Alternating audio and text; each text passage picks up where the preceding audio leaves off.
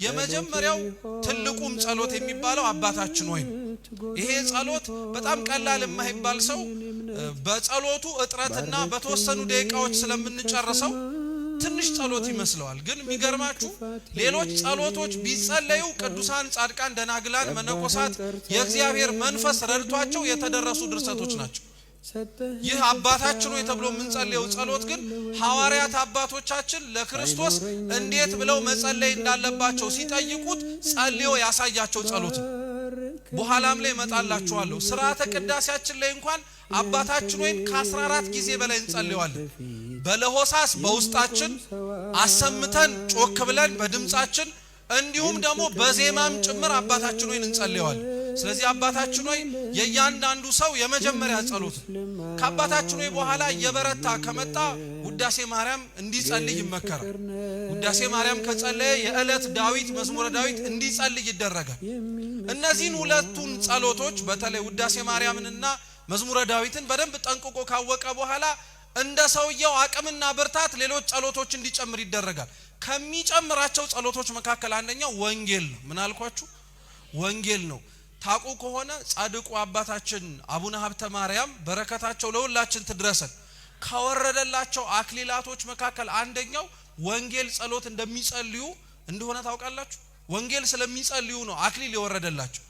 እንግዲህ አስቡት፣ ሰው ጸልዮ ወንጌል በማንበቡ የተነሳ አክሊል ከወረደለት እንደኔና እንደናንተ ተቀምጦ የሚማረው እግዚአብሔር ዝም የሚለው ይመስላችኋል?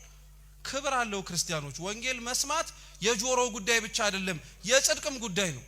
ሰው ስለሰሙት ነገሮች በሙሉ ይመሰገናል። ሥርዓተ ቅዳሴያችን ላይ አንዱ ወንጌል ሲነበብ ካህኑ የሚጸልየውና እግዚአብሔር ቢያደርግልን ብሎ የሚማጸነው ምን መሰላችሁ? እናንተ ይህን ያዩ አይኖቻችሁ የተመሰገኑ ናቸው፣ ይህንን ቃል የሰሙ ጆሮዎቻችሁም የተቀደሱ ናቸው። እናንተ የምታዩትን ያዩ ዘንድ ብዙ ነቢያት ጻድቃን ተመኙ፣ ግን አላዩም። እናንተ የምትሰሙትን ይሰሙ ዘንድ ብዙ ጻድቃን ነቢያት ተመኙ፣ ግን አልሰሙም አለ። እየሰማችሁ ነው። ወንጌል ቀላል አይደለም ማለት ነው። ክርስቲያኖች ተቀምጦ ሲሰማ በጣም ቀላል ነገም ልናገኘው የምንችለው የእድል ጉዳይ ይመስለናል። ግን ወንጌል እንደዛ አይደለም። ዛሬ የሰሙ ጆሮዎቻችን እንኳን የተመሰገኑ ናቸው። ወንጌል በመስማት ክብር አለው ማለት ነው። ስለዚህ የዮሐንስ ወንጌል ጸሎት ነው፣ መጽሐፍ ነው፣ ሶስተኛ ታቦትም ጭምር ነው። ምን አልኳችሁ? ታቦት በቁሙ በግዕዝ ግስ ሲበተን ታቦት ታቦት ብቻ ማለት አይደለም። ብዙ ሰው ታቦት ምን ማለት ነው ሲባል የጽላቱ ማደሪያ ብሎ ቀጥታ ይተረጉማል። እሱ ትክክለኛ ነው። ታቦት ግን እንደ ቃሉ አገባብ የተለያየ ትርጉም ሊኖረው ይችላል። ለምሳሌ ታቦት ማለት መርከብ ማለት ነው። እየሰማችሁ ነው። ኖህ የሰራውን መርከብ በግዕዝ ታቦተ ኖህ ተብሎ ሲጠራ ኖህ የቀረጸው ታቦት ለማለት ሳይሆን ታቦት መርከብ ማለት ስለሆነ ነው። ታቦት ሙዳይ ምጽዋት ተብሎ ሊተረጎም ይችላል፣ ሳጥን ስለሆነ ማለት ነው። እኛ ግን የዮሐንስ ወንጌል ታቦት ነው ስንል መርከብ ነው ሳጥን ነው እያልን ሳይሆን ቅዱስ ሥጋውን ክቡር ደሙን ለመፈተት ታቦት ባይኖር የዮሐንስ ወንጌል እንደ ታቦት ሆኖ ይፈተትበታል። እየሰማችሁ ነው።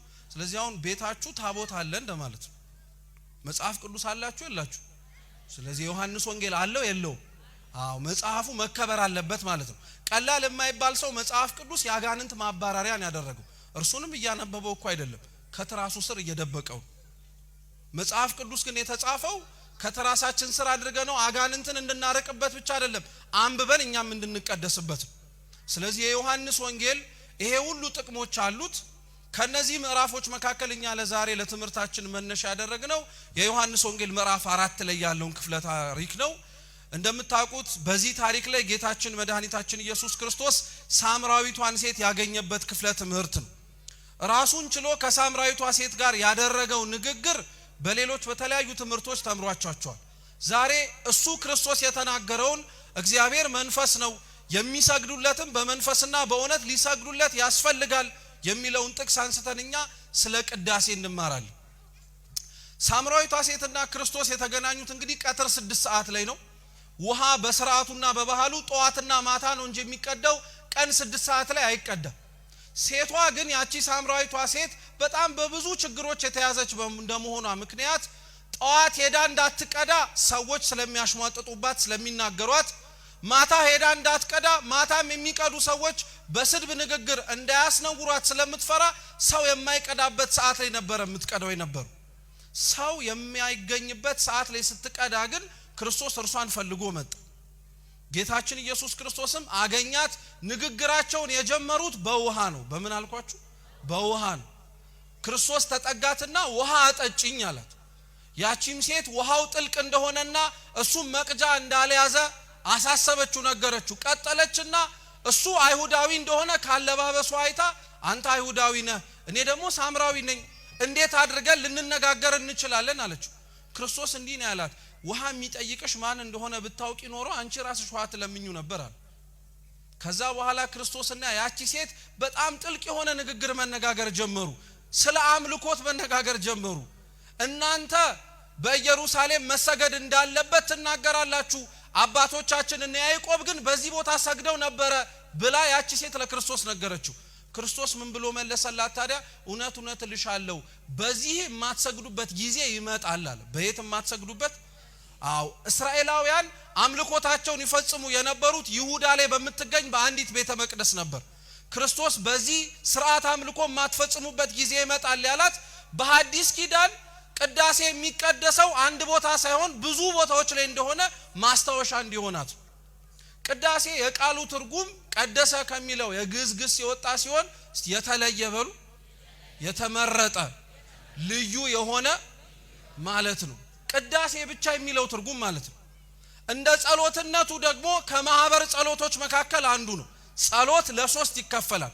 የመጀመሪያው የግል ጸሎት ነው። እያንዳንዱ ሰው ጠዋት ማታ እንዲሁም በሰባቱ የጸሎት ሰዓታት ላይ ወጣኒ ከሆነ ማዕከላዊ ከሆነ በ12 የጸሎት ሰዓት ላይ ፍጹም ከሆነ በ24ቱም ሰዓት ላይ የሚጸልየው የየብቻው ጸሎት የግል ጸሎት ይባላል። የምን ጸሎት? ሁለተኛው የቤተሰብ ጸሎት ነው።